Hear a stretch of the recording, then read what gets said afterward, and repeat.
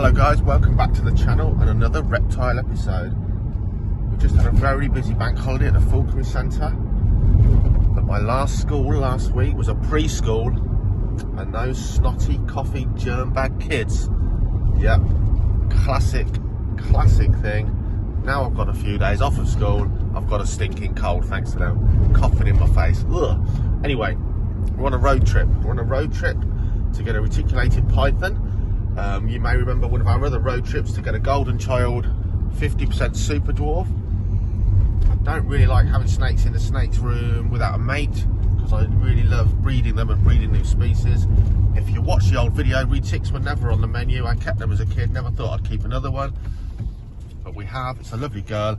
So we've sourced a Kayuadi Superdwarf pure blood retic, not a morph, natural colour, my kind of thing, to grow on a male that we can eventually pair up with the morph and produce some dwarf retics for people that want them, and it just makes the whole thing more interesting really. So we're travelling up towards Mansfield today to a large reptile and aquatic outlet, and we're going to have a look around there. Also might be a good time to get a couple of dart frogs from the dart frog enclosure we've built on the screen now, hopefully, because that's maturing with no inhabitants yet. So join me and Jackie in my stinking cold and my bright red nose for the rest of the trip. See you in a bit.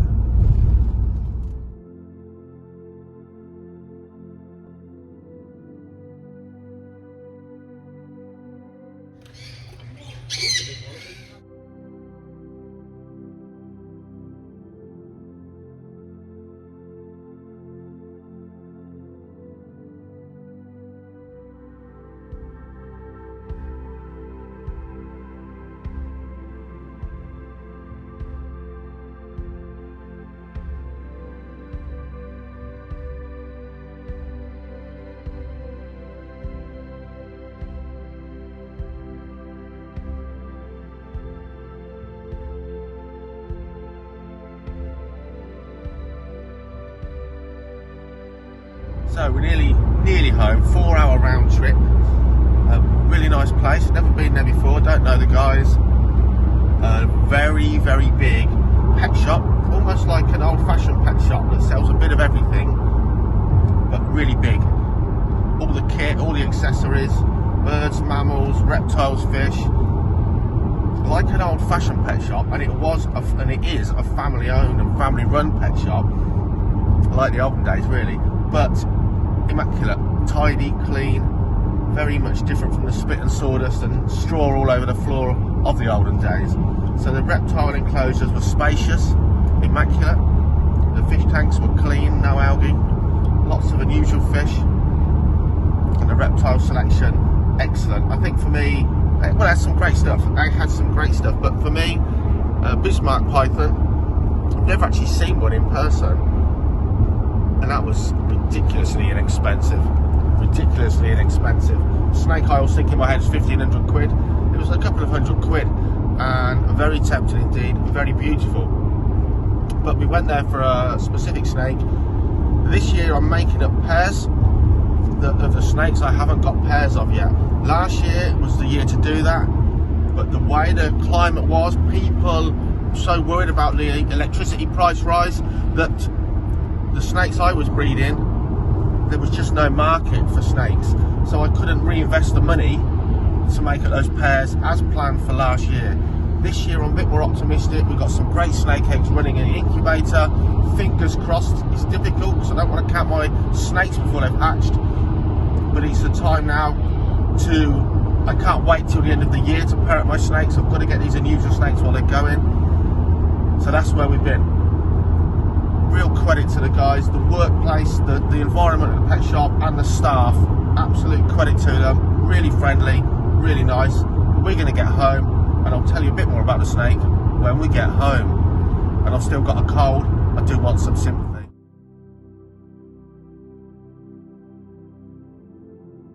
So, this isn't the snake we've been to get. This is actually our female growing on black rat snake, really growing on a tree. And now we've seen how small that dwarf retic actually is, this almost a hatchling. upgrading this girl so we can utilise her enclosure for that dwarf retic. And that's what I tend to do here. Snakes move around and move up as they grow to bigger enclosures, and then smaller snakes might take up the space in there, so don't even think about it, cheeky.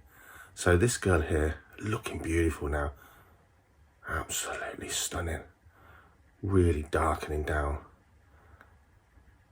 Another year, another 2, we'll be producing black rat snakes here for sure, but for now this one's going out the way, if you like, to make room for that lovely little dwarf reticulated python. So watch this space. So just a few snakes to pair up in the collection now. We're not looking for more species. Or the Bismarck python discussed earlier would be here with us. Eastern indigo snake, I'm reliably informed I'll get one next year. The breeders are sending all of them out to the US, I believe, this year. But one earmarked for next year. The black-tailed crebo, we're after a female, that's all sorted out for this year. What else? Barron's racers, we've got an adult pair of females, so just keep an eye out for a sub-adult male as and when one turns up.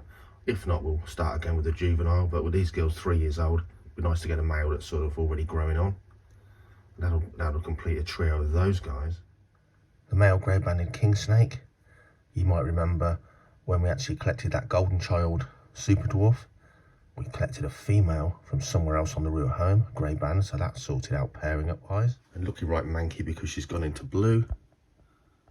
The mangrove snake, she's got a boyfriend sorted out right now, so I haven't collected him yet, but that's all sorted for this year. So pretty much there, if not next year, everything will be paired up for the breeding side of things. I just find it more interesting keeping loners. It's just more interesting, has a whole new dimension to the reptile keeping when you have the opportunity to breed these animals. Some of the commoner ones are fantastic. Pueblo milk snakes, easy to breed, and yet always fantastic to see those guys hatch out, all the different patterns and markings. Or whether it's things like melanote here, the mangrove snake, to breed for the future. All the challenges with things like the yellow-tailed crebos and the black-headed pythons, which this year certainly played me up a treat. It all adds to the enjoyment, makes you work harder to find out more stuff and understand them. Just makes the interest far more interesting indeed. So here it is, look at this beautiful snake, a reticulated python, the longest snake in the world. But these dwarf or super dwarfs, this is supposedly, and it looks good, a pure locality, Kayuadi. Very small compared to mainland. Look at this, the size of it hatching out, tiny.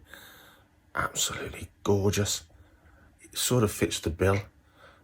It fits the bill. So let's hope it actually truly is, under good authority, this is a pure Kayuadi. Don't even think about it. Now, with captive bred snakes, there is way less worry of bringing disease into your collection. Always best to quarantine in a separate room. I'm not going to with this snake. We're going to do a little tip and a little trick, and that is because the worry with any snakes from anyone else's collection is you're bringing in snake mites. Horrible things that infest your whole room if you're not careful. So number one, literally using a magnifying glass, we've done a visual check. And we're going to give this snake a soak.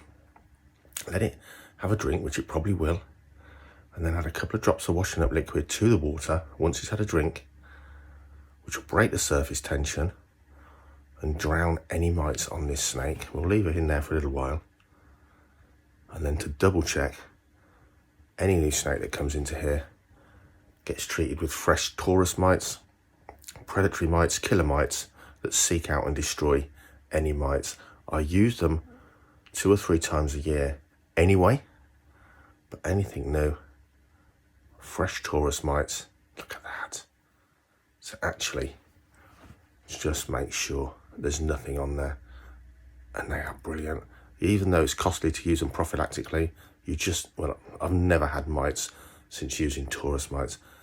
Now, reticulated pythons, when I was a kid, were all wild caught, badly treated, savage snakes. Check out this video above. A bit more about the superdwarfs and the dwarfs.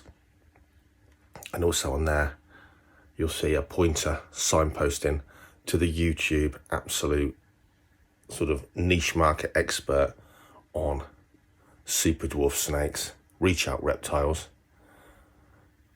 But for me, this will be a potential mate for our golden child albino. And to be honest, if that comes to fruition in the future or before, I'll probably be looking to get another female Kayuadi locale, so we have a pair of pure snakes, because you know as well as I do that to me, this pure locality, a natural coloured animal, is way more interesting than any colour morphs. There's a fly on my neck. You just can't believe that something so small is actually a reticulated python of any kind. Very different from the olden days super giants. Beautiful creature. Let's get her in some water. So I don't know why I'm saying her, because I'm really hopeful this is a he, because that was the whole point of our expedition today. So the bright eyes tend to fade down a little, but you can see this is a truly beautiful creature. A reticulated python, pocket rocket size, to fit anyone's snake collection without becoming an absolute monstrous creature, which is great for some people, but for most people, way too big. Look at this. So the pattern certainly lives up to the Kayuadi blueprint.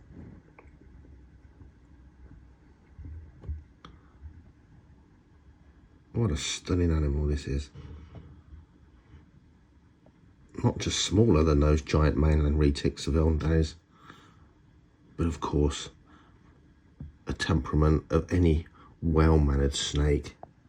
Very different from those aggressive, frightened giants of yesteryear, wild taken. So huge thanks to those guys at the MARP Centre.